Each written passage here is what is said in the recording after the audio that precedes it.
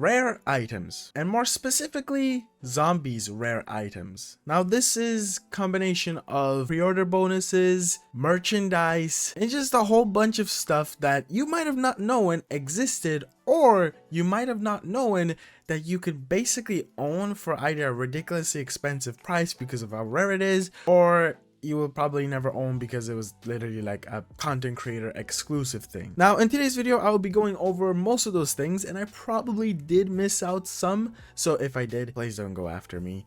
I will try my best. But there is actually quite a collection of zombies merchandise and all of the stuff that I've mentioned that I personally didn't know existed. And it's also kind of difficult to find some legit stuff, because one cool thing about the zombies community is all of us kind of like to make our own personal merchandise. And I actually kind of own one thing that I found at a Comic-Con, and it is this thing. Don't mind the sticker in the middle. It's basically like a bottle opener that's custom made that I found at a Comic-Con. So there's just like an example of some of the cool stuff that's rare, but it's because it's made by people aren't actually Treyarch or Activision or whatever other company. Now the reason I wanted to make this video is because, if you don't know, recently Call of Duty launched their brand new shop, and in that shop they announced that they're going to be releasing some zombies merchandise, but also on top of this, a $600 ray gun replica that honestly is really cool. And it's $600. It has a mystery box on it. It looks pretty legit, but it's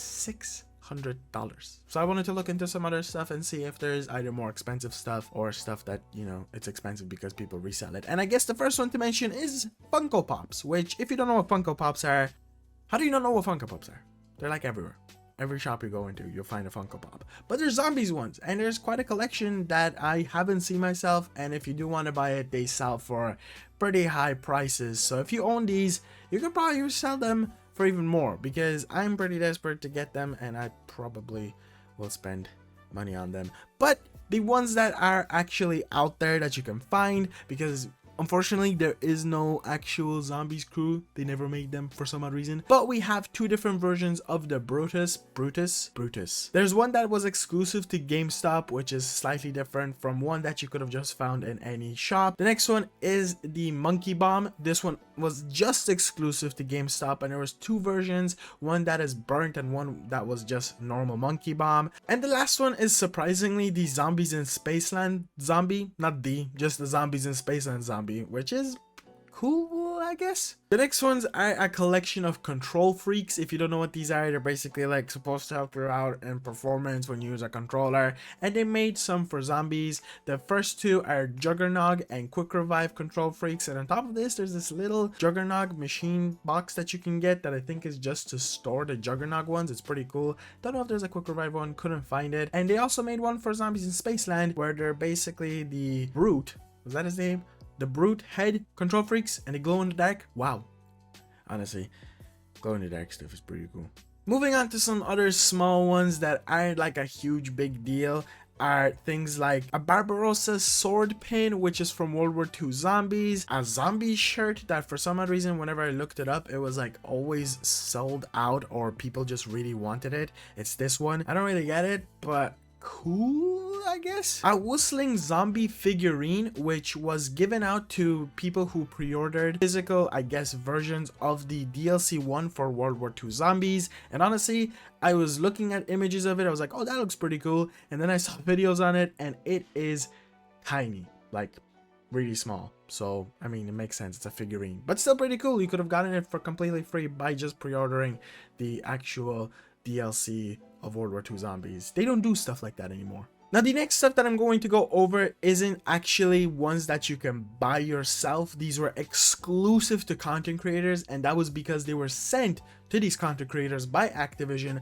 as like a promotion thing. One that I don't see anyone talk about was one that got sent to Noah J456, which was a Monkey Bomb. I don't know if any other content creator got it, but I do know he did, and it looks pretty cool. Now it isn't the Monkey Bomb, it's a Jack in the Box, which is the thing that was in World War II, and inside of it there was like little hints and teasers for the storyline. So there was notes that were handwritten and like, you know, supposed to tease what's gonna come inside of the game. And in my opinion, that is really cool. That stuff is exclusive, that you will not find unless Noah J sold it to someone or whoever else got it, sold it, and then you find it. But that's the stuff that wasn't sold, wasn't made for distribution. It was just made for content creators as teasers. And this also includes this Infinite Warfare teaser that quite a lot of content creators received that had a timer on it, and you were supposed to open it when the timer went down. The code was 11S, which is basically 115. I thought that was pretty cool. Inside of it, you got a cassette player, which basically played like an audio line from Willard Wyler, who is the villain of Zombies and Infinite Warfare Zombies, which is pretty cool. But on top of this, you got merchandise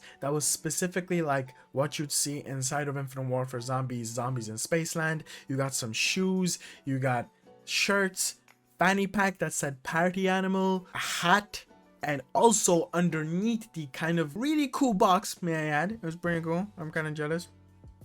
I would love to have it, but that's really rare. You found an actual cassette tape of Infinite Warfare Zombies, which has the like poster on it, and it's just pretty cool. Like, that's the stuff that I love. You do not really see Activision do these kind of levels of teasers or even pre-order stuff that I will be getting into now, because pre-order bonuses are pretty spicy, and the only ones that really stood out to me were of course Black Ops 3 and Black Ops 4, because that's where they went a bit overboard. So Black Ops 3, you might already know, it was the Juggernaut machine, and it was a mini fridge, and that's something that I regret to this day not buying, and it resells at insane prices now of how rare it is.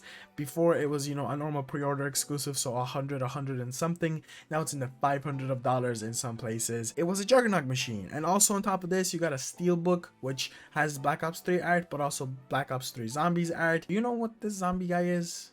Do we ever figure that out? Is that supposed to be like Richtofen? But also on top of this, you received some coasters, which included, you know, your classic perk machines like Juggernaut, Quick Revive, Speed Cola, Double Tap, so on and so forth. And the Black Ops 4 pre-order bonuses were really cool as well, and they were way more stacked. Inside of it, you got the like mystery box machine from the Chaos storyline, which is really cool. It had batteries. Definitely doesn't look as high quality as the Juggernaut machine, which may I add as well, the Juggernaut machine did have its issues, which was, from what I hear, just too loud. It looks really small inside. So apart from it being cool, if you were planning to use it as an actual, you know, mini fridge, that would have been a no. Same situation with the mystery box. It was really small, plastic, but what do you expect? It was really cool. On top of this, you also got 10-year like anniversary puzzles. I do like my puzzles. Another one that I would very much like. You can buy it and they resell for not ridiculous prices, but still pricey, you know. It looks pretty cool. There it is on your screen. Kind of jealous. On top of this, you got 3 posters, which were of course of the maps that came with Black Ops 4, Voyage of Despair, 9, and Blood of the Dead. They're pretty cool. They're kind of like 3D. They got texture to them, so that's a huge plus. I do love my textures. Big pins, which are basically pins of the characters from the Chaos storyline. You know, Chaos storyline was a huge part of Black Ops 4, kind of backfired, but we're not getting into that in today's video. And they look pretty cool in my opinion. A steelbook, which is very similar to the situation we had with Black Ops 3, where it has a mixture of Black Ops 4 and also zombies at the back. The last thing was a comic book. So something that I know that Zombies attempted doing was like mixing comic books with the storyline and stuff like that. So that was pretty cool as well. And honestly, with the amount of stuff you got in Black Ops 4, it feels way more worth it. But then again, Juggernaut mini fridge. Come on. Like, I'll take that over any puzzle. Actually, debatable. For me, debatable. And the last thing, probably the most rarest one, because there was only 500 of them made, Richtofen Origins statue, which I know of because of Relaxing End. So while editing the video, I did notice that unfortunately I am incorrect, or well, fortunately, there's actually a full crew made of these statues, not just Richtofen. So we have Dempsey, Nikolai, and also Takeo. Here they are on your screen. Also, sorry if my microphone sounds bad. I'm not at home right now. But yeah, sorry for the mistake. I do recommend Relaxing End's video. It's really nice. It's very detailed. And the fact that there was only 500 of them made, Relaxing End had to pay $250 plus shipping to get it. It's kind of mind-blowing. But then again, as of the stuff that I've mentioned, I don't think any of them goes for more than $600, which is what the ray gun is in the actual like Call of Duty shop. 600. You can buy PSVR, which is the new thing, or even a PlayStation 5, or an Xbox, or a okay-ish PC, a MacBook. No, ray gun replica. It's a bit ridiculous. It's a bit too much. You can buy pretty good ray gun replicas made by fans, which I'm, in my opinion, pretty good. And I didn't go over the fan-made stuff because obviously I'm going over the rare stuff. Fan-made stuff is rare, but it's fan-made, and honestly, it's pretty cool. There are some really creative people out. 3D print stuff, and it looks insanely good.